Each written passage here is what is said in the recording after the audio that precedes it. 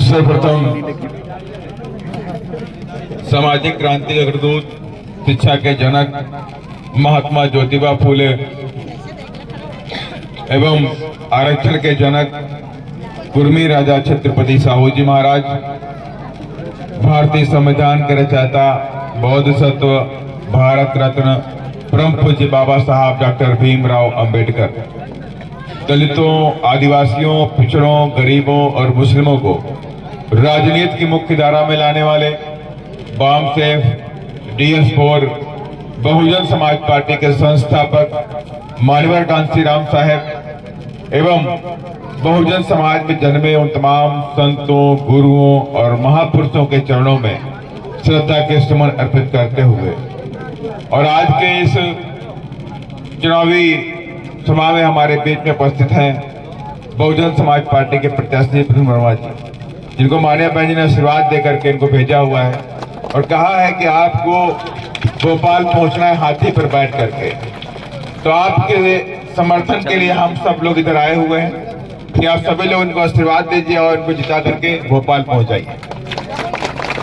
क्योंकि ये जो पूरा मैं भी रास्ते में जब आ रहा था, मैंने देखा कि बहुत पिछड़ा एरिया है, बहुत ही पिछड़ा एरिया। चर्च है, ना रोडें हैं, ना स्कूल है, ना अस्पताल है, कुछ भी यहाँ पर नहीं।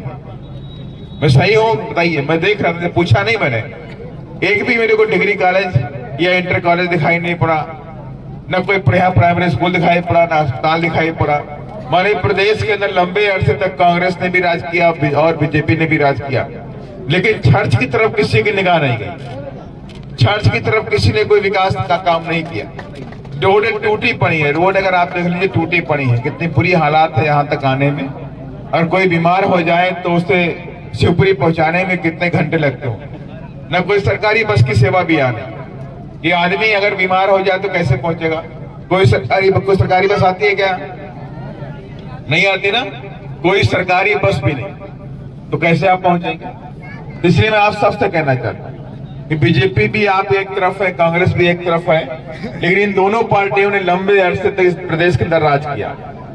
और प्रदेश के अंदर राज करने के बाद भी आज जिस प्रदेश के अंदर, चाहे वो दलित हो, चाहे वो आदिवासी हो, चाहे पिछड़े वर्ग का हो, चाहे सर्व समाज का गरीब हो, सभी लोग पीड़ित हैं। लोग, इन लोगों ने उनके लिए काम नहीं किया है।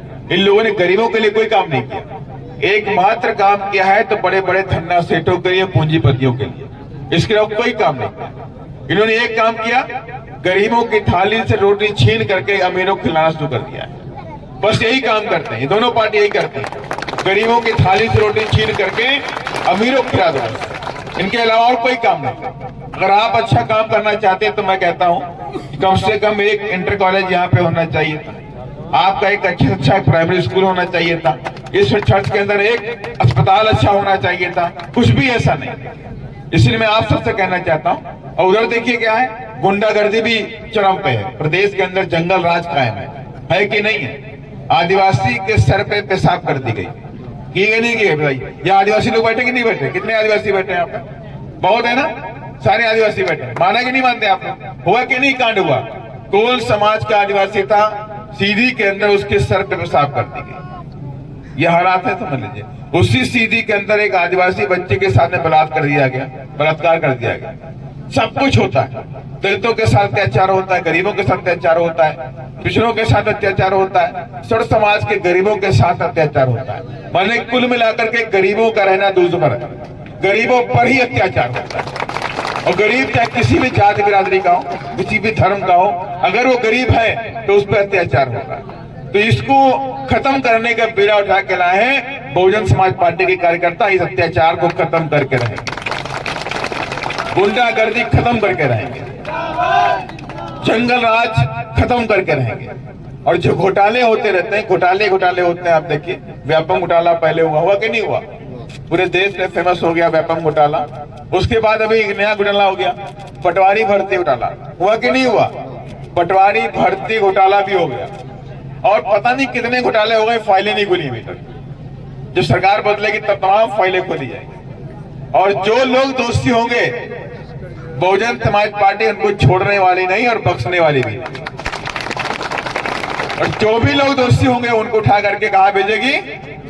बस उनकी जो सही जगह है वहीं पर उनको बिठा देंगे। 10 साल 20 साल वहीं रखेंगे, उनको छोड़ेंगे नहीं बिल्कुल। यही हमारा काम है। हम बाबा साहब के संविधान को मानने वाले हैं, हम बिरसा मुंडा को मानने वाले लोग हैं, हम फूले को मानने वाले लोग हैं, हम साहू महाराज को मानने वाले लोग हैं और हम बाबा साहब को मानने वाले लोग हैं।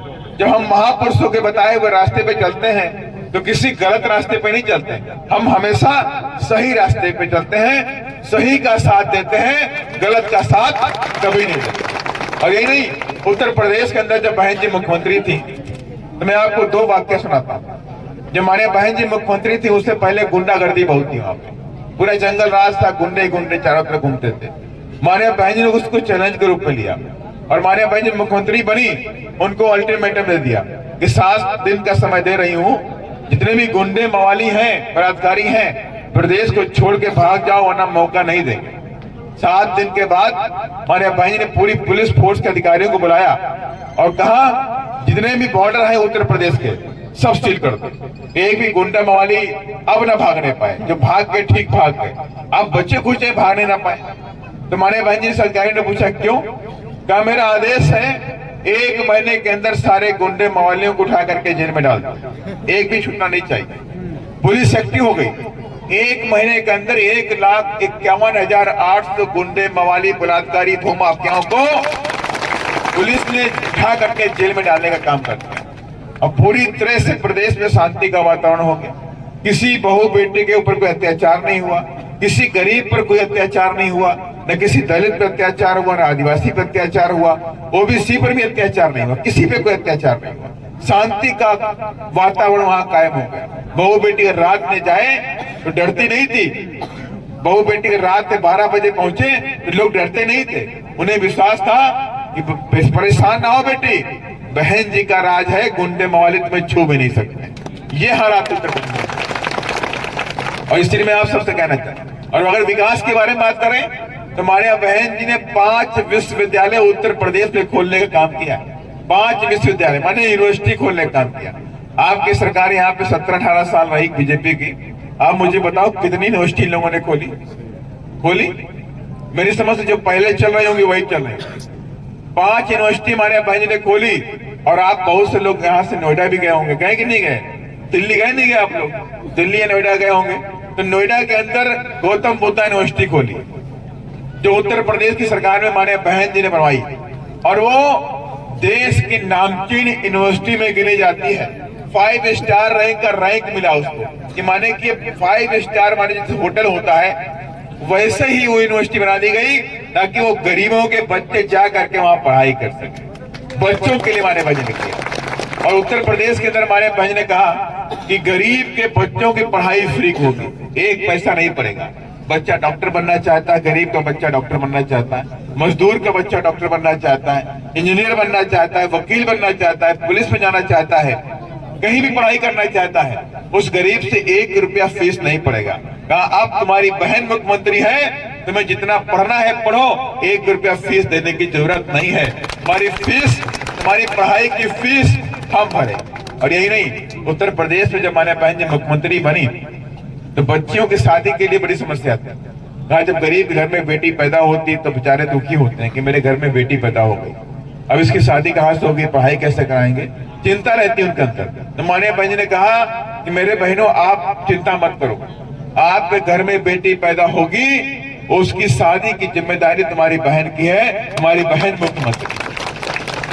और हमारे भाई ने कहा, अधिकारियों का आदेश दिया कि जब बेटी पैदा होगी उसका नाम, योजना का नाम निकाला महामाया आशीर्वाद योजना।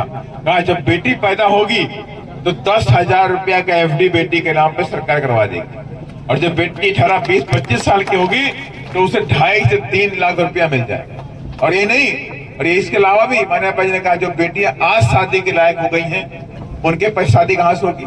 तो भाई ने कहा जो गरीब लोग हैं, चाहे किसी भी समाज के, धर्म के, जात के गरीब के लोग हैं, अगर वो गरीब हैं, उनकी बेटी की शादी के लिए पैसा नहीं है, वो समाज कल्याण में जाकर के अप्लाई करें, समाज कल्याण में जाके फॉर्म भर दें उनकी बेटी के लिए। उस वक्त हमारे बहन ने 51,000 रुपया देने का काम किया, और जिसे बढ़ा करके हमारे बहन ने 2012 में उसे 1.5 लाख रुपया भी कर दिया कि 2-1.5 लाख रुपया होना चाहिए।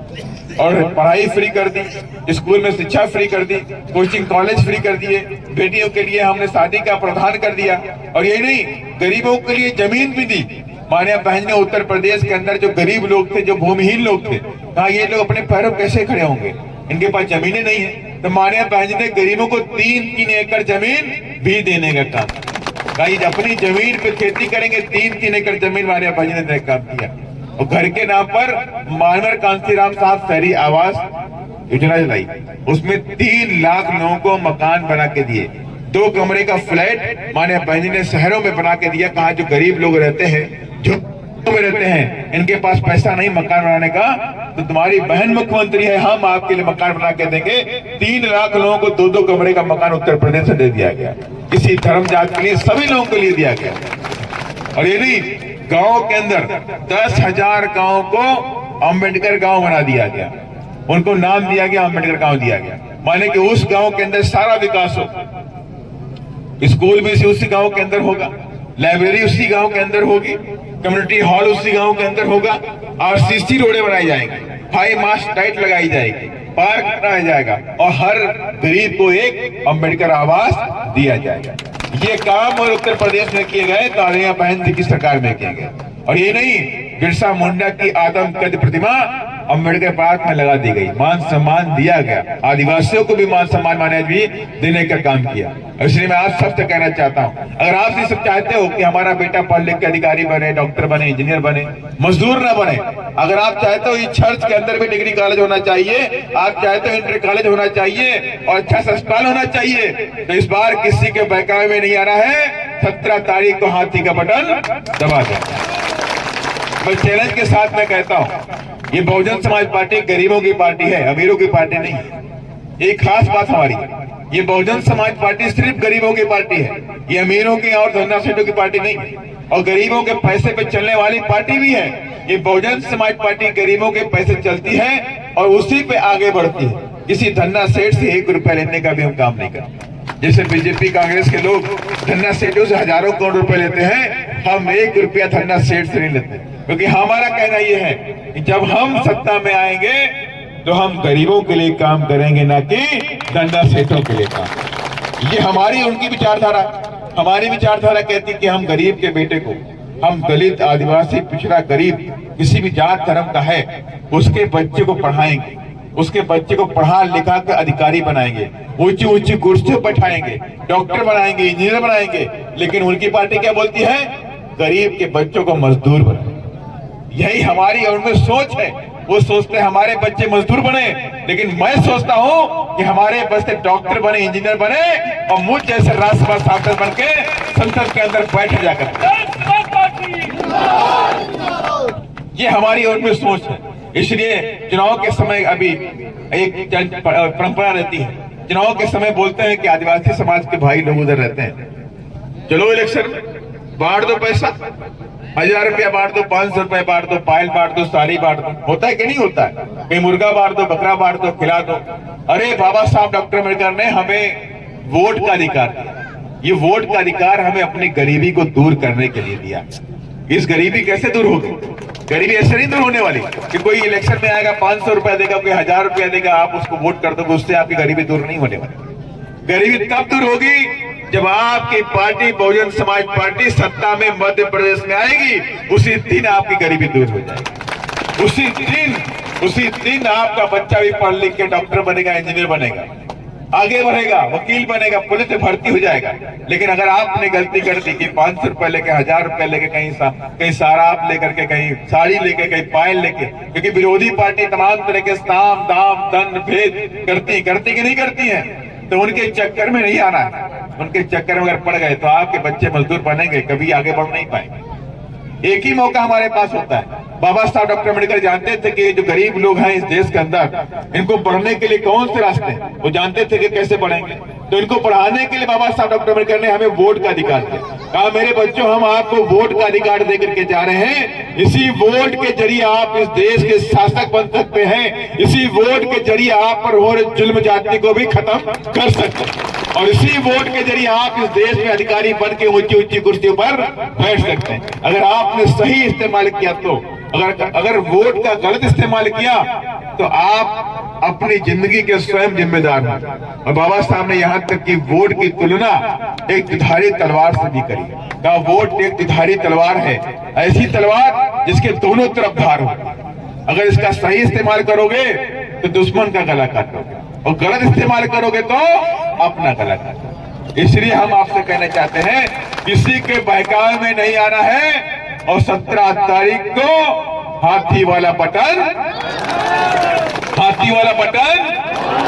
और ये हाथी का बटन है, याद रखिएगा। आज नहीं तो कल आपको दबाना ही पड़ेगा। अगर आप चाहते हैं आपका बच्चा आगे बढ़े, अगर आप चाहते हैं कि आपका बच्चा भी पढ़ लिख के कलेक्टर बने, आप चाहते हैं कि आपका बच्चा भी पढ़ लिख करके बड़े बड़े मकानों में रहे, हम भी मकानों में रहे, एसी वाले घरों में रहे, तो आपको हाथी का बटन दबाना पड़ेगा, वरना कुछ नहीं होने वाला। देश की आजादी के लंबे अरसे तक प्रदेश के अंदर बीजेपी और कांग्रेस ने राज किया, लेकिन आपके हालात नहीं बदले, आप वहीं के वहीं हैं। इसलिए मैं कहना चाहता हूं कि इस बार गलती नहीं कर रहा है, किसी के बहकावे में नहीं आना है। विरोधी पार्टी के लोग बहुत पैसे वाले लोग हैं, एक दिन पैसा दे सकते हैं, लेकिन आपके बच्चे की जिंदगी नहीं बना सकते, आपके बच्चे की जिंदगी नहीं बना सकते।